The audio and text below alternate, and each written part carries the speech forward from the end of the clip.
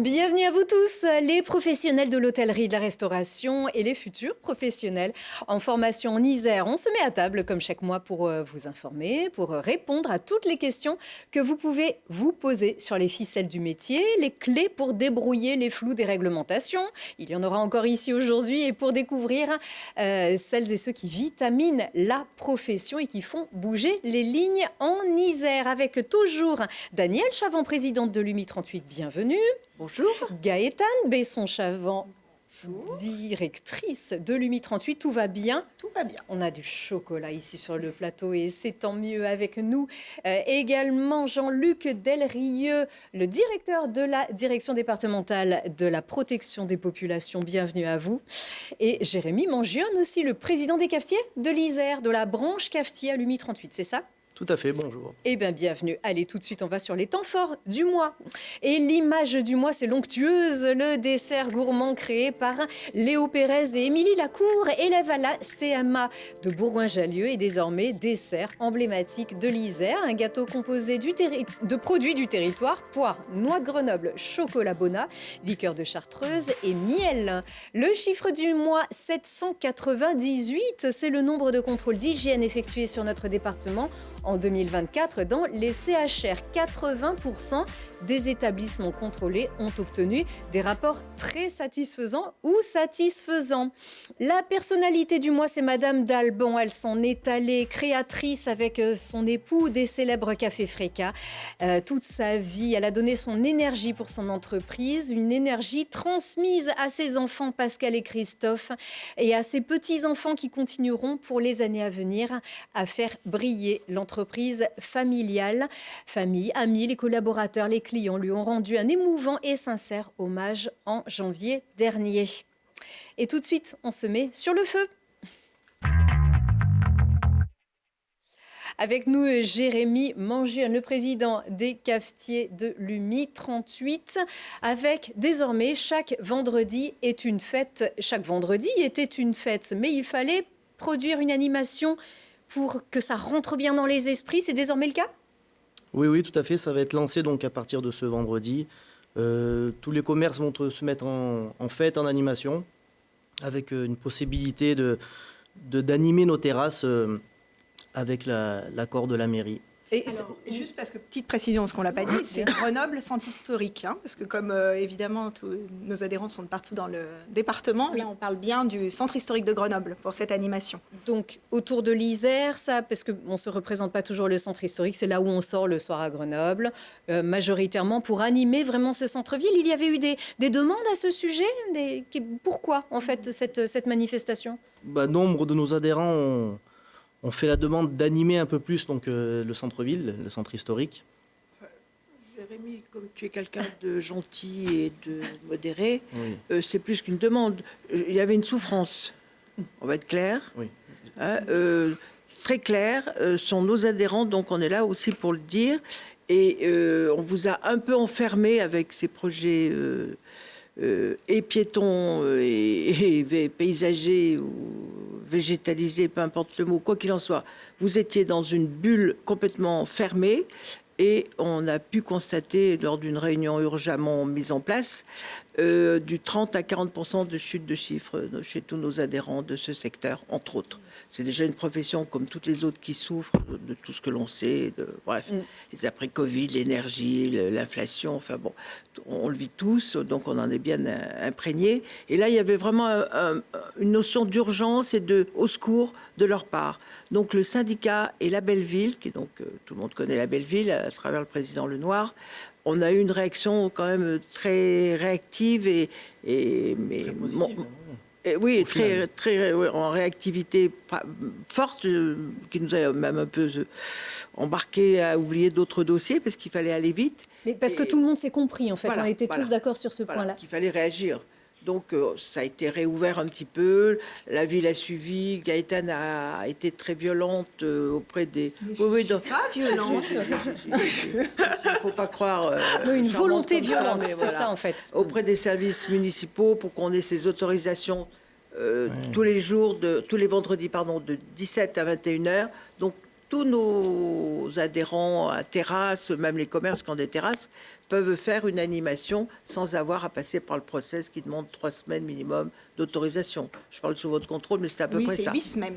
Pardon, 8 semaines, j'étais semaines. gentille, tiens.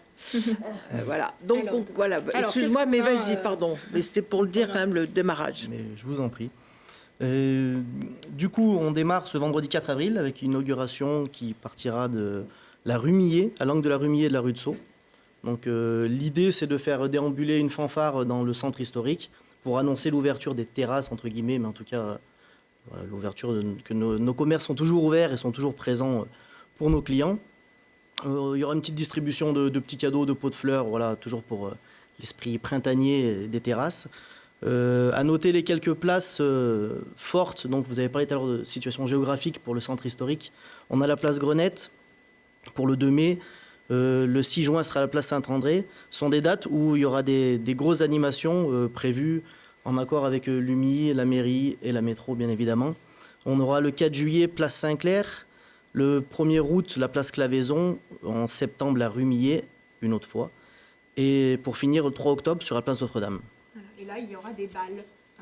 C'est-à-dire qu'il va y avoir des personnes qui vont venir faire danser le public sur ces places à ces dates. Donc il faut s'y préparer aussi. Préparez-vous. Ouais. Enfin, voilà, il faut que tout le monde, professionnel et pas professionnel, tout le monde peut venir danser.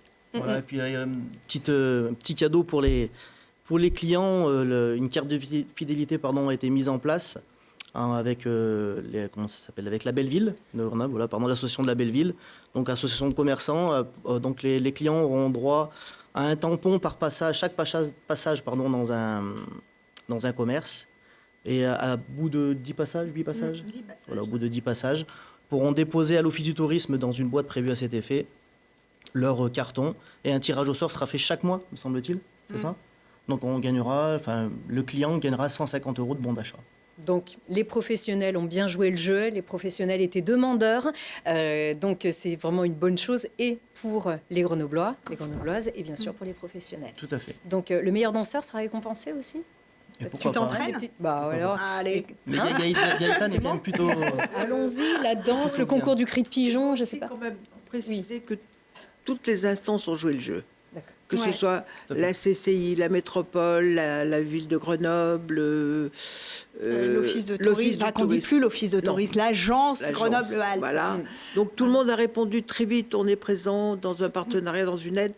Donc ça a quand même bien démontré la nécessité de s'occuper un petit peu de ces quartiers en souffrance. Et les entreprises privées aussi nous accompagnent, Scoopprint, GEG, la Banque Populaire Auvergne-Rhône-Alpes. Donc voilà, il y a vraiment un vrai consensus autour de ça et tout le monde a compris l'urgence de la situation. L'urgence, surtout que c'est pas facile de proposer des animations sur l'espace public, c'est très réglementé, donc c'est tant mieux si tout s'est très bien passé. Merci beaucoup. Plein de fêtes, ça veut dire qu'on peut aussi aller faire la fête tous les soirs quand même dans Grenoble. Mais le vendredi, il faut mettre le paquet. Voilà. Merci beaucoup, Merci à vous. Jérémy.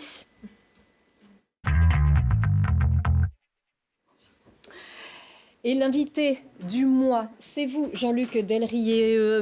Bienvenue de nouveau. Vous êtes le directeur de la Direction départementale de la protection des populations, la DDPP, et on va reparler aussi de ces contrôles en matière d'hygiène. Les contrôles d'hygiène, quelque chose qui fait peur nécessairement. Alors, quelque chose qui fait peur nécessairement, je ne sais pas. En tout cas, si c'est le cas... On appréhende en tout cas de là aller avoir peur. Voilà, on si c'est le cas, c'est à tort. Même si on est en règle, on ne sait jamais si on l'est complètement. D'où la nécessité de ces contrôles. Alors, pour rassurer tout le monde sur leur utilité, effectivement, la DDPP, avec le bras armé des services vétérinaires qu'elle héberge en son sein, ont historiquement toujours été portés sur ces contrôles, avec aussi la CCRF, et depuis quelque temps déjà, une réforme de fond qui a changé un petit peu la perception de ces contrôles sur le terrain. D'accord. Alors, dites-nous, qu'est-ce qui a changé en matière de contrôle d'hygiène ?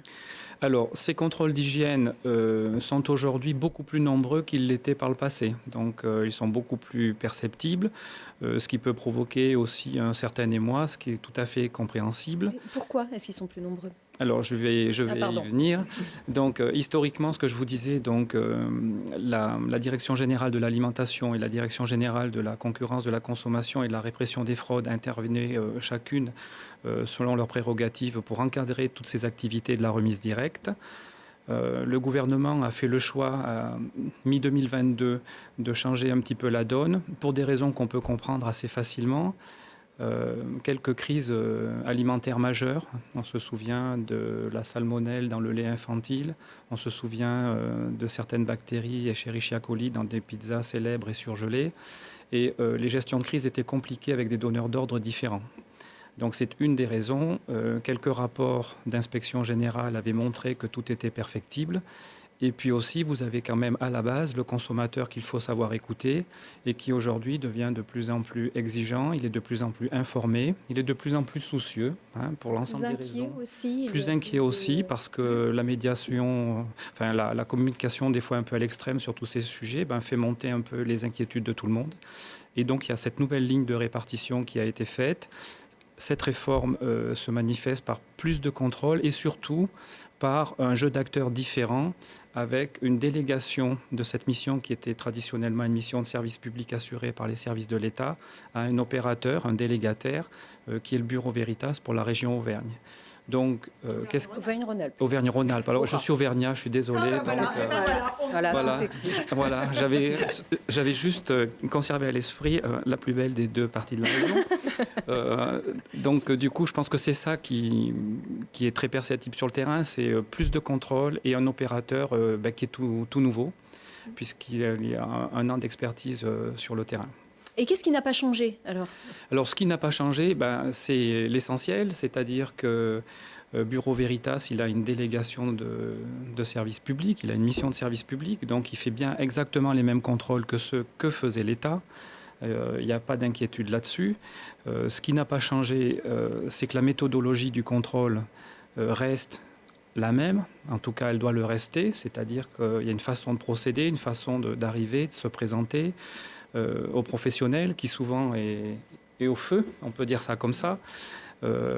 Et puis il y a aussi le pouvoir de police qui n'a pas changé de main et qui reste à la main des services de l'État. Le délégataire réalise le contrôle, fait l'ensemble des constats qu'il juge devoir faire et en gros ça s'arrête là. Ensuite ce sont les services de l'État qui vont reprendre tout ça, peser tout ça avec le souci de faire en sorte que le traitement soit le même pour tout le monde, quel que soit l'endroit dans le département au regard des constats qui ont été réalisés. D'accord.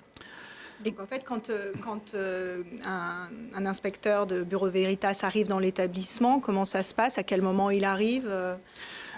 Alors, la situation idéale serait qu'il arrive au meilleur moment possible, c'est-à-dire pas forcément en pleine activité. Bon, vous imaginez bien que le délégataire ne fait pas qu'un contrôle par jour, donc c'est des fois compliqué de bien pouvoir gérer la succession des différents contrôles. Mais ça fait partie des choses aussi qui doivent être expliquées aux professionnels qui peuvent être confrontés au même moment à tout un tas de difficultés, un fournisseur qui n'arrive pas, des clients qui sont mécontents, un problème de famille, de circulation ou que sais-je encore. Donc tout ça, ça s'explique. Donc normalement, votre contrôle, il commence sereinement, et il doit se poursuivre sereinement et il doit se terminer pédagogiquement. Donc la personne vient, se présente, montre ses papiers officiels, sa carte professionnelle, et explique pourquoi elle est là, qu'est-ce qu'elle cherche à faire et surtout comment elle envisage de le faire pour que ça se passe au mieux. C'est-à-dire qu'un contrôle, le contrôleur doit être accompagné du contrôlé. C'est aussi un moment d'échange, c'est aussi un moment de presque un peu de formation continue. Je pense que les responsables d'entreprise n'ont pas forcément toujours le temps de traiter dans les journées très chargées qui sont les leurs un certain nombre de questions. Le contrôle peut aussi être ouvert à ça. Donc ce contrôle se déroule et puis à la fin, le sentiment général sur le contrôle doit être donné aussi aux professionnels pour ne pas le laisser dans l'incertitude et pour être complètement transparent sur le fait que, écoutez, dormez tranquille, tout va bien chez vous. Là, il y a des petits points peut-être à reprendre, ou alors on peut aussi être confronté à des situations beaucoup plus compliquées où il y a une nécessité à intervenir, mais ça fait aussi partie de l'échange et bien évidemment, le professionnel doit savoir. Alors déjà, le choix de l'établissement, il est toujours au hasard ? La réponse est quasiment oui. En fait, si vous voulez, il y a des priorités en nombre réduit sur la totalité des contrôles qui sont faits. C'est les réponses aux plaintes ou à des signalements qui laissent craindre des situations qui pourraient être graves. Ça, c'est ce qui était fait auparavant jusqu'à 2023. Alors, c'est ce qui était fait auparavant jusqu'en 2023. Ouais. Donc, on était très peu présents sur le terrain. On faisait à peu près une centaine de contrôles sur le terrain, ce qui fait qu'il y a un décalage, il y a une marche haute qui a été passée. Aujourd'hui, on est à 798. Alors aujourd'hui, la programmation 2024, elle était à 1500 contrôles. Donc vous voyez, 100 contrôles, 1500, ça fait x15. Mais 798 dans nos métiers. Oui, tout à fait. Dans vos métiers, c'est vrai. Mais vous verrez qu'en 2025... On va refaire le chiffre du mois, donc on va reprendre l'émission depuis le début. Vous verrez qu'en 2025, les choses peuvent aussi un peu évoluer différemment, puisque tout ça est piloté du niveau national. Je n'ai pas oublié la question, mais presque. C'était que c'est pratiquement toujours au hasard. Oui, tout à fait. Alors, donc après, effectivement, c'est une obligation réglementaire. Alors, le hasard, selon quelques lignes directrices quand même, il y a des priorités. Effectivement, en 2024, la priorité du ministère, c'était de regarder un petit peu plus sur la restauration commerciale ce qui se passait. En 2025, un choix différent a été fait. Ça sera un petit peu plus du côté des grandes et moyennes surfaces. Donc, ces choses peuvent changer année après année. Mais effectivement, après, quand la direction est donnée, le tirage est aléatoire et c'est juste normal. Je pense qu'il y a un petit détail que vous nous avez annoncé lors de notre réunion dans vos locaux et que j'ai apprécié, c'est que les rapports qui sont faits donc par Veritas sont toujours relus par vos services. Je le confirme. Voilà, c'est important de le dire, parce que souvent on peut entendre nos adhérents dire oui, mais enfin, les gars de Veritas, j'ai rien contre Veritas, hein, mais voilà, on a moins l'impression que c'est les gens de la maison qui sont là. Et là, j'ai aimé que vous nous le précisiez l'autre jour. C'est vraiment une remarque importante. Il y a deux mythes qu'il faut gommer. Il n'y a pas de prime particulière pour aller chercher, j'allais dire, le contrôle qui va plomber un professionnel. Ça, c'est pas parce que c'est Bureau Veritas que les choses se passent différemment. Ça, c'est une vue de l'esprit. Une légende. Voilà. Donc, et c'est le rôle de l'État d'être le garant d'une juste distribution des contrôles. Et puis ensuite, effectivement, il y a le travail de relecture, de digestion, qui n'est pas forcément si simple que ça, parce que la pratique du contrôle aujourd'hui, puisqu'on est au début de l'exercice, elle est beaucoup plus forte au sein des services de l'État qu'elle ne peut l'être au sein de BV, du Bureau Veritas, qui est en train de monter en puissance. Et donc, il y a toujours cette discussion sur le classement du rapport, puisque derrière le rapport, il peut y avoir des suites. Et donc, il y a cette discussion, c'est je suis d'accord avec ce que vous avez dit, on partira sur cette suite. Je ne suis pas d'accord avec ce que vous avez dit, on ne partira pas là, et je vous demande de... Donc, il y a cette petite frontière, j'allais dire, entre le feu vert et le feu rouge, qui est toujours pesée et mesurée. Et alors, dans les rapports, vous disiez qu'il y avait plusieurs niveaux de rapports, donc, qui sont ABCD. Ça va être un petit peu de jargon, mais vous avez commencé, donc je donne un peu les explications. Effectivement, les inspections font l'inventaire des constats. Lorsque les constats sont bons, le rapport est classé en A, c'est parfait, on ne peut pas faire mieux. Quand les constats sont tout à fait satisfaisants, mais il y a quelques petites marges de progrès, le rapport est classé en B. Et pour moi, ça reste du clignotant vert, c'est bon. Donc, et on peut s'enorgueillir en Isère d'avoir une proportion forte d'établissements qui soient classés dans les deux premières catégories A et B, de l'ordre de 80%, et pour certains secteurs d'activité de la remise directe, même plus.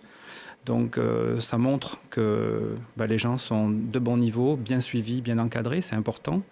Et puis, des fois, malheureusement, pour des raisons diverses, les non-conformités sont plus fortes et à ce moment-là, il faut un peu, je ne peux pas dire contraindre, mais indiquer une direction un peu différente aux professionnels en lui disant là, il faut que vous fassiez ceci, là, il faut que vous fassiez cela. Et on a besoin que vous le fassiez pour que la sécurité sanitaire soit vraiment garantie auprès de vos clients. Et le cas le plus compliqué, le plus difficile pour le contrôleur et pour le contrôlé, c'est effectivement la fermeture immédiate, où là, il y a un véritable risque et il n'y a pas forcément d'autres chances de faire autre chose. Et alors, Fabrizio de la maison Pizza Sana. Oui, bienvenue. Du coup, voilà. Ça va ? Bonjour, merci. On va donner votre nom à Fabrizio Siciliano, c'est ça, vous venez de Naples directement. Voilà, ces contrôles, vous avez déjà été contrôlé ? Alors oui, alors nous on était contrôlés, notre établissement a été contrôlé l'année dernière, courant 2024, je ne me souviens plus la date. On est d'accord, extrêmement d'accord avec le fait qu'il y a des contrôles, qu'il y a des règles. Ça met en surveillance justement et ça garantit un petit peu la qualité qu'on donne aux clients, parce qu'aujourd'hui il y a de plus en plus de sensibilité.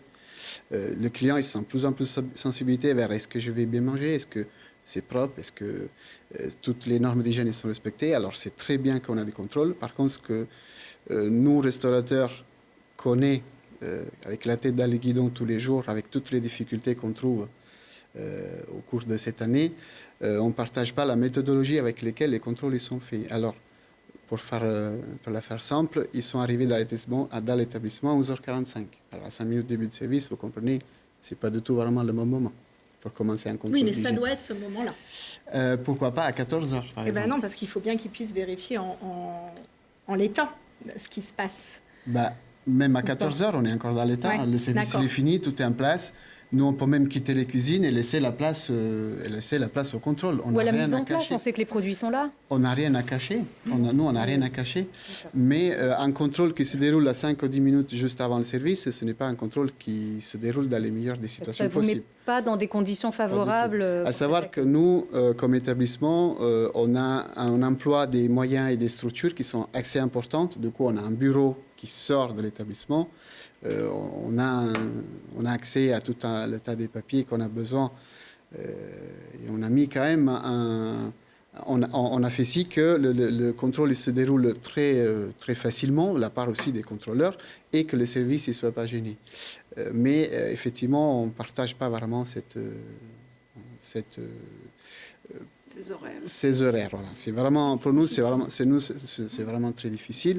À savoir que le contrôle il s'est bien déroulé, il y avait des anomalies qui ont été rectifiées dans les 15 jours à venir. Du coup, il y a eu un recontrôle derrière qui s'est passé dans les très bons moyens. On a eu quand même un très bon contrôle qui nous permet, il nous classifie comme un bon établissement qui respecte les règles. Mais oui, il y a quand même une énorme différence entre le contrôleur et le contrôlé.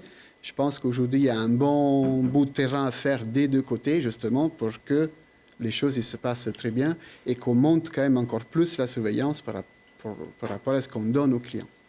Alors, si je peux, bien sûr, je partage que, par principe, ce n'est pas le livreur de fleurs quand ils arrivent.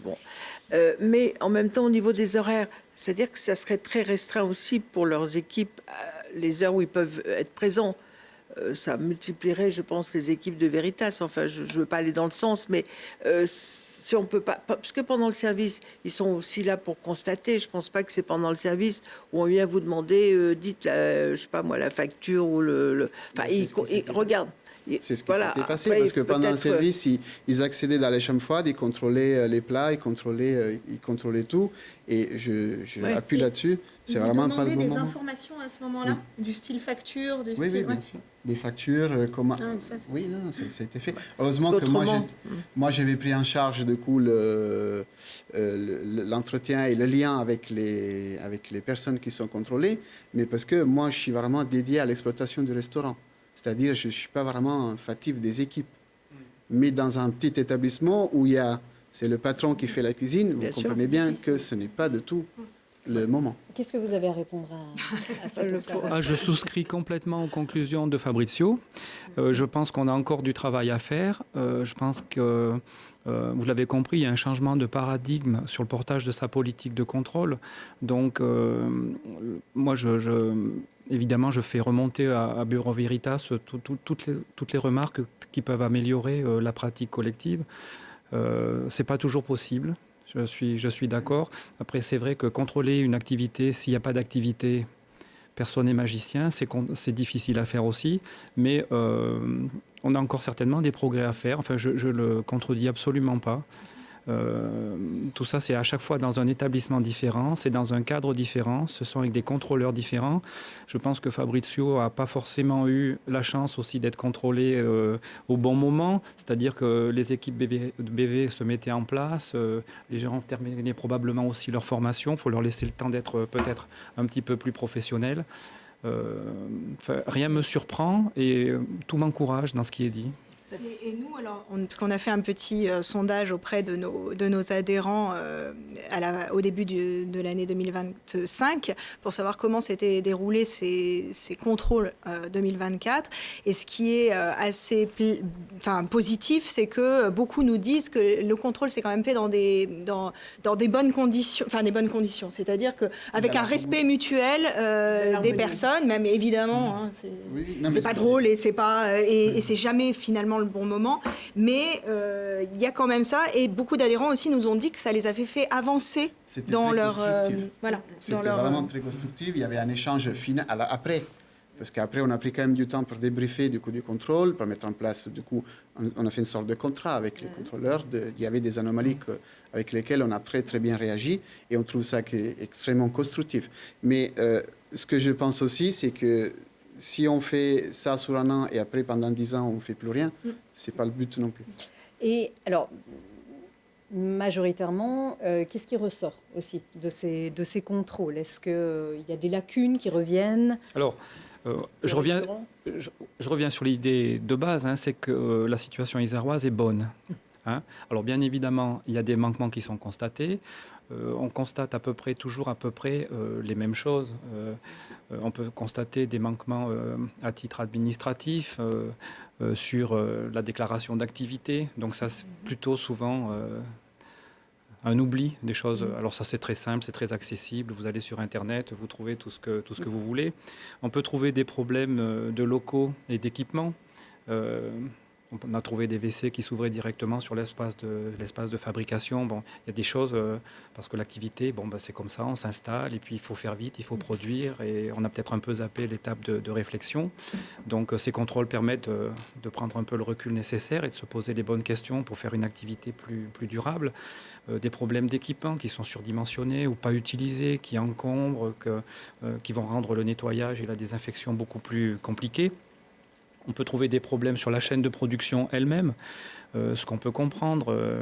Les choses changent, on a des fois des process de production qui sont compliqués aussi. Je veux dire, le fumage, c'est pas très simple, travailler un poisson cru, c'est pas très simple.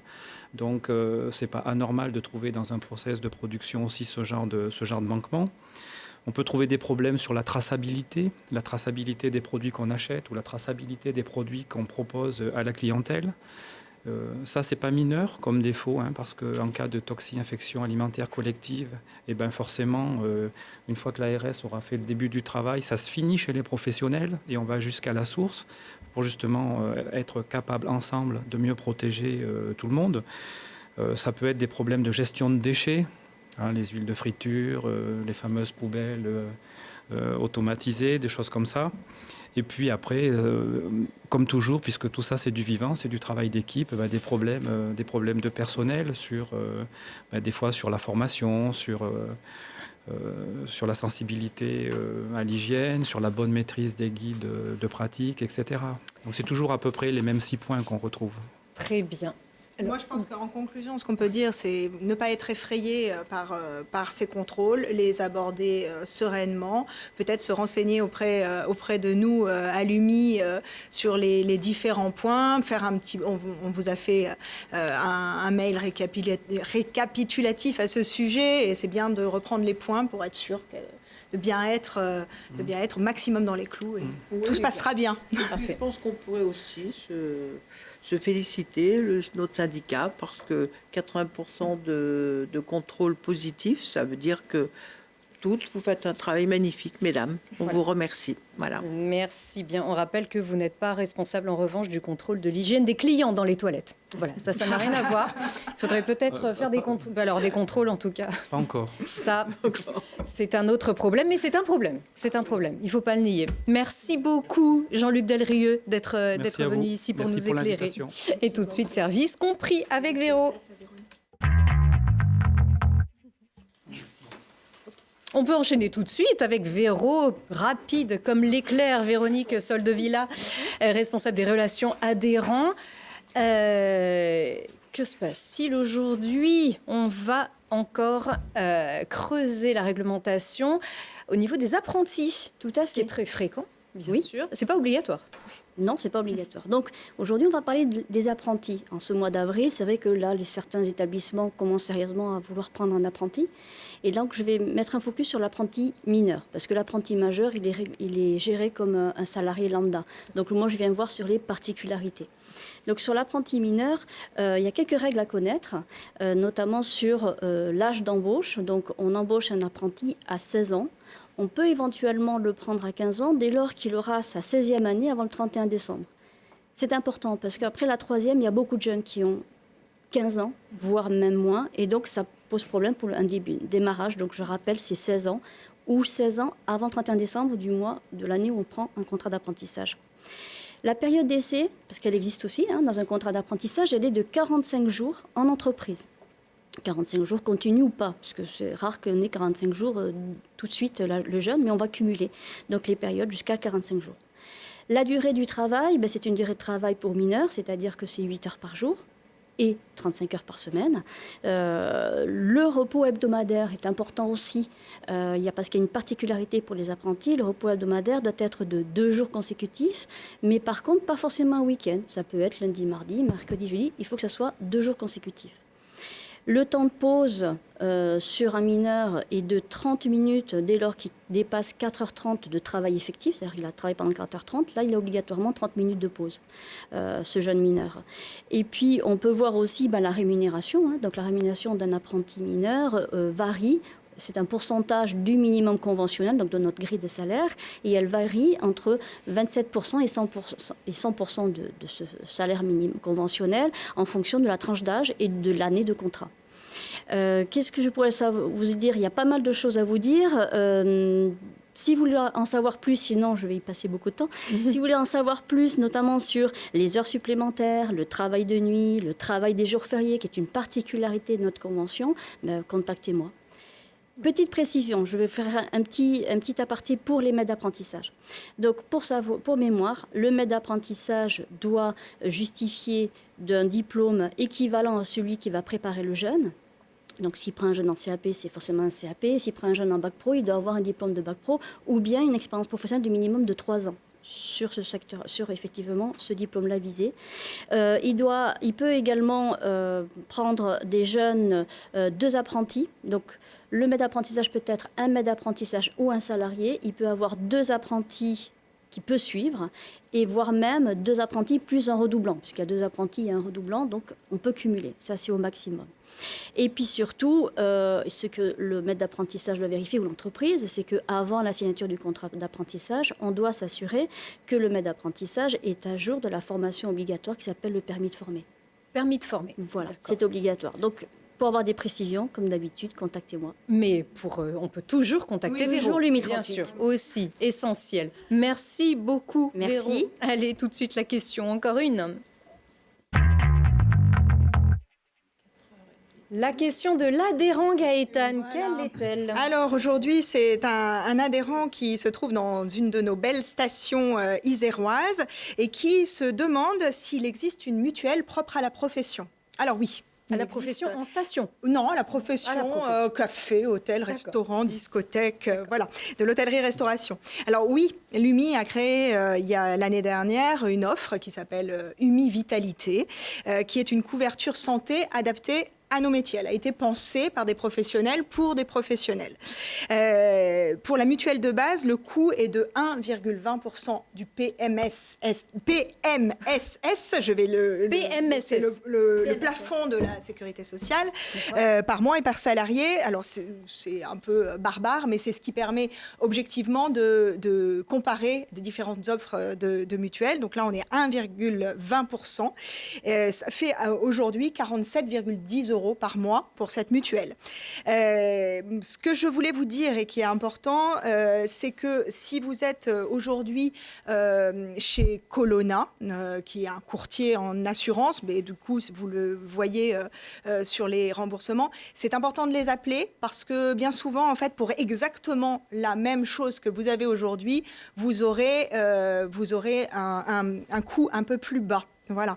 Je dis bien, ce que j'ai oublié de vous dire, c'est que sur les 1,20% du PMSS, c'est sur les contrats de base. Voilà, parce que ça, je sais que Daniel va réagir dans 2 secondes exactement. C'est-à-dire que cette offre a été pensée pour notre profession et notre profession est très jeune. Et que la majorité des salariés n'ont pas encore d'enfants, n'ont pas forcément, enfin même si c'est pas tous, mais en tous les cas une grande majorité, et que du coup cette offre elle a vraiment été travaillée pour le plus grand nombre, et donc c'est sur le contrat de base qu'il y a cette offre. Dire aussi que quand vous prenez une mutuelle, l'employeur prend en charge 50%, le salarié 50%, c'est conventionnel. Et puis dire aussi que si vous avez un autre contrat chez une autre mutuelle, si vous avez plus d'1 an de contrat, vous pouvez changer à tout moment. Donc n'hésitez pas, notamment si je vous dis si vous êtes aujourd'hui lié à Colonna. Parfait, merci Gaëtane. On peut dire merci aussi à Fabrizio, qui a été fait partie de nos invités. Je rappelle, on le dit avec l'accent. Allez, Fabrizio Siciliano, c'est ça. Voilà, et qui vient de Napoli, c'est ça? Très bien. Vous savez que la mozzarella, désormais, est iséroise aussi. On en reparlera en juin. Vous le saviez, parce que vous venez du pays de la mozza. Oui, bien sûr. Bien sûr. Il faut quand même le ménager, parce que des informations comme ça pour un Italien pur... Je tremble un peu. Je ne sais pas comment on va le récupérer à la fin. On va vous laisser vos... Je vais prendre du sucre tout de suite. Écoutez, allez vous servir sur notre plateau, mais laissez-nous-en un petit peu quand même du chocolat. Merci, tout de suite, chaud avec l'agenda. Merci Gaëtane. Est-ce que vous allez nous annoncer que La chartreuse viendrait de Naples, Daniel. Attention. On en a eu en Espagne, là, pour l'instant. Chou, qu'est-ce qui se prépare pour ce mois d'avril? Bonjour. Eh bien, au mois d'avril, il y a plein de choses qui vont démarrer. Alors, tout d'abord, aujourd'hui, nous nous rendons à la caravane des métiers à la côte Saint-André, qui est ni plus ni moins qu'un forum dédié à l'orientation, l'alternance, etc. Donc, nous y sommes pour, encore une fois, parler de nos métiers, la promotion de nos beaux métiers. Et nous y rencontrons des collégiens, lycéens, personnes à la recherche de reconversion professionnelle et même certaines à la recherche d'emploi. Également, coup d'envoi de Chaque vendredi est une fête, dont Jérémy et Daniel ont parlé.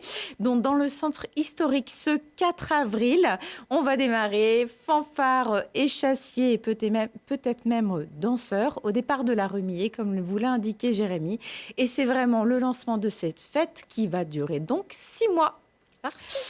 Également, le 14 avril aura lieu à l'IMT, au campus de l'alternance à Grenoble, une formation sur la cuisine végétale. Donc, nous avons envoyé un mail à nos adhérents pour qu'ils puissent s'y inscrire. C'est une formation offerte par l'UMI 38 et nous allons leur apporter les bases sur la cuisine végétale, voilà, en partenariat avec la métropole de Grenoble. Voilà, donc la pizza sans mozzarella, c'est ça? On le fait, nous, dans notre Vous la faites, c'est vrai? Non pas avec la fausse mozza, mais non, pizza on végétale. fait des pizzas véganes et on fait des desserts aussi véganes dans notre établissement. Très bien. Votre établissement qui s'appelle La Sana, c'est ça? Pizza Sana. À Saint-Martin-le-Vinou. Chou a précisé que c'est la 2e édition de cette formation végétale. Voilà. Il y en a déjà eu un en décembre ou janvier peut-être. Alors, il y en a une au mois de novembre. On avait 8 participants qui étaient à nos côtés et qui ont eu déjà une première fois les bases sur cette cuisine végétale. Et là, on réitère l'événement qui a eu un vrai succès. Oui. Voilà. Puis souvent, les chefs venaient en traînant les pieds un petit peu parce que voilà, on est en train de les violer avec le végétal, les classiques. Et du coup, moi j'ai des retours perso d'une équipe ravie. Oui, bien sûr. Ravi. Et puis notre formatrice, en l'occurrence Natacha Bazoge, est vraiment calée en sujet. C'est vraiment, vraiment chouette. C'est très très bien. Et ça tombe bien, le chocolat est végétal. Donc mangez-en, c'est Pâques. Faites-vous plaisir, faites-vous du bien pendant tout le mois d'avril. Merci beaucoup à vous tous. Merci Daniel Chavant, comme d'habitude. Et à très très vite. Merci à tous. Joyeuses fêtes.